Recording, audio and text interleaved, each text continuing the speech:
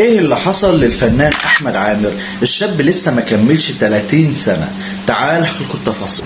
اللي حصل للفنان احمد عامر امبارح ان هو كان رايح حفلة، وهو كان رايح الحفلة ديت حصل له قرشة نفس غير طبيعية، حاسس بضغطة في صدره وبدأت تقلصات غريبة لدرجة ان هو ما كانش قادر خالص، وقال لمدير اعماله انا مش قادر اروح الحفلة ولا قادر اغني، وقعد يقول لمدير اعماله انا تعبان انا تعبان. مدير اعماله خده وجرى بقى المستشفى.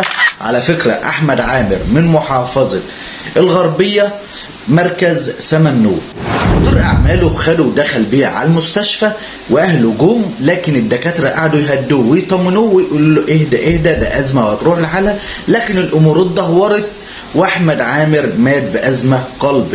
شاب جميل وعنده 30 سنه ومشهور جدا، شهره جامده والناس كلها بتحبه، بس يا ريت الناس تتعظ. حمو يا بيكا، عمرو يا كمال، حسن يا شاكوش، عمرو دياب اللي عندك 70 سنه، محمد يا رمضان، يا ريت الناس تتعظ لان الموت قريب جدا.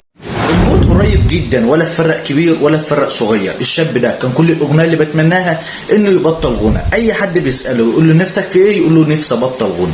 الشاب ده كانوا بيقعدوا يقولوا له يا عم انت رايح الساحل الشمالي، ده انت البنات كلها بتحبك، ده انت مش عارف ايه، ده انت كذا. هو كان يرد عليهم ويقول لهم يا عم اسكت، مش كفايه ان انا بغني؟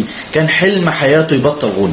واحمد عامر وصيته قبل ما يموت كان نفسه ان كله ما ينزلوش اغاني، ويقول وصيته لكم ان ما حدش ينزل لي اغاني، بالرغم ان اغانيه كانت مكسره الدنيا، بس الراجل طلب وصيه ان ما حدش ينزل له اي اغاني، لدرجه ان كان بيقول للي حوالين منه كلهم يا جماعه لو حد ليه اغاني ليا على فلاشه بالله عليكم امسحوها ومحدش ينزلها. هو في اكتر من كده. احمد عامر قبل ما يموت رحمه الله تعالى كتب على الفيسبوك اعتذر من اي اعمال فنيه قريبا، وبعدها مات على طول.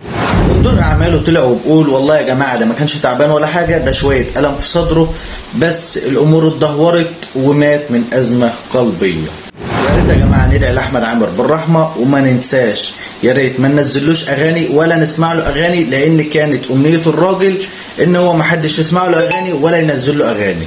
وما تنساش تعمل لايك وشير القناه عشان تشوف كل جديد. شكرا.